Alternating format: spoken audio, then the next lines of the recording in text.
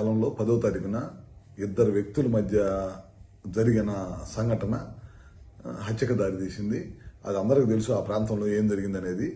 దాన్ని వైఎస్ఆర్ పార్టీకి సంబంధించిన నాయకులు కానీ ఆ పార్టీ వాళ్ళు కానీ అందరూ కూడా కలిసి దాన్ని రాజకీయ హత్య కింద మార్చేసి మా తెలుగుదేశం పార్టీ మీద బురద వీసే ప్రయత్నం చేస్తా ఉన్నాడు.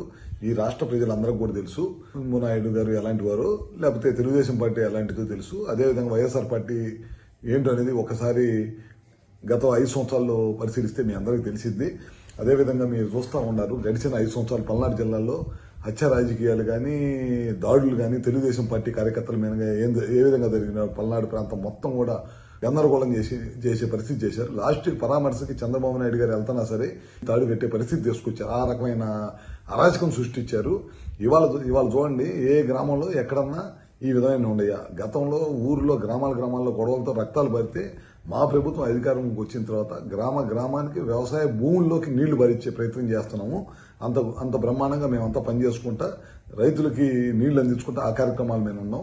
చిన్న సంఘటన కూడా మా పార్టీకి బుయ్యాలని ఉన్నారు. మీరు చూస్తే ఒకసారి వాస్తవాల్లోకి వెళ్తే పల్నాడులో పోయినసారి గవర్నమెంట్లో ఒక్క ఎరపతినేని గారి కాన్స్టిట్యున్సీలోనే దాదాపు 300 మందిని ఒక గ్రామంలో మాచవరం గ్రామం పిన్నెల మాచవరం మండలం పిన్నెల గ్రామంలో ఒకే 300 మందిని అసలు ఆ ఊర్లో నుంచి పారిపోయారు. వీళ్ళ దెబ్బకి పొలాలన్నీ బీడు పెట్టుకున్నారు, ఇళ్ళన్నీ వదిలేసి వెళ్ళిపోయారు. ఎక్కడో కూలికి నాలికి రైతులుగా ఉండే ఊర్లో వాళ్ళందరూ కూడా కూలి నాలికి వెళ్ళి పనిచేసుకోవాల్సిన పరిస్థితి ఉంది. దాదాపు అదే ఒక్క కాన్స్టిట్యున్సీలో 12 మందిని చంపేశారు. అందులో 2 ఎస్సీలు ఉన్నారు. మన చంద్ర గారు బీసీ, ఆయన కుటుంబాన్ని రోడ్డు మీద తెలుగుదేశం పార్టీ కార్యకర్తని తెలిసి కూడా కిరాతకం చంపేశారు. అదే కాకుండా అక్రమ మైనింగ్ చేశారు. విపరీతంగా చేసేసి ఆ గుంటలు ఉంటే ఆ గుంటల్లో కూడా పిల్లలు చనిపోయి 7 మంది పిల్లలు చనిపోయినా సరే ఎవరు కూడా పట్టించుకోలేదు. ఇట్లా 1 కాదు 2 కాదు అరాచకాలు చేసుకుంటా వెళ్ళిపోయిన ప్రభుత్వం ఏదైనా ఉందంటే అది వైఎస్ఆర్ ప్రభుత్వం. మా ప్రభుత్వం మొదటి నుంచి ముఖ్యమంత్రి గారు చెప్పేది గ్రామాలు అభివృద్ధి ధ్యేయంగా పనిచేయాలి, అభివృద్ధి లక్ష్యంగా పనిచేయాలి.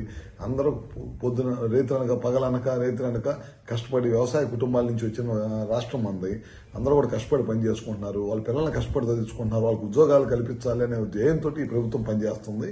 కానీ ఇప్పటికి కూడా ప్రజల బుద్ధి చెప్పి 11 సీట్లు వచ్చినా సరే వాళ్ళకైతే బుద్ధి రాలేదు. ఇంకా ఇప్పటికి కూడా గ్రామాల్లో చిన్న సంఘటనలు జరిగి ఎక్కడన్నా హత్యలు జరిగితే ఎవరన్నా చనిపోతే దానికి పార్టీ రంగు పూసి ఇమ్మీడియట్గా ఎవరు చచ్చిపోతారా ఏం జరిగిందని పరిగెత్తుకుంటూ వచ్చి గ్రామాల్లో దాన్ని కూడా రాజకీయ లబ్ధి కోసం చేకూర్చే ప్రయత్నం చేస్తూ ఉన్నారు.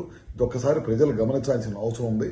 పల్నాడుని ఎట్టి పరిస్థితుల్లో ప్రశాంతమైన వాతావరణంతో ముందుకు తీసుకెళ్తాం. మీరు చూసుంటారు గతంలో ఎక్కడ ఫ్యాక్షన్ ఉన్నా అణిచివేసిన నాయకుడు ఎవరైనా ఉన్నారంటే చంద్రబాబు నాయుడు గారు. ప్రశాంతమైన వాతావరణంతో ప్రజలందరూ సుఖశాంతులతో ఉండాలనే ధ్యేయంగా గడిచిన 40 సంవత్సరాల నుంచి అదే ధ్యేయంగా పనిచేసిన పార్టీ తెలుగుదేశం పార్టీ, నారా చంద్రబాబు నాయుడు గారు.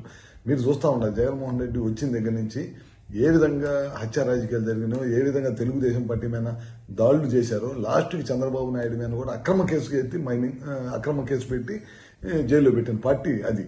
మా పార్టీకి ఆ పార్టీకి సంబంధం లేదు. అది ప్రజల అక్రమ సంపాదన మీద పెట్టిన పార్టీ మాది, తెలుగువాడి గౌరవం మీద పెట్టిన పార్టీ మాది.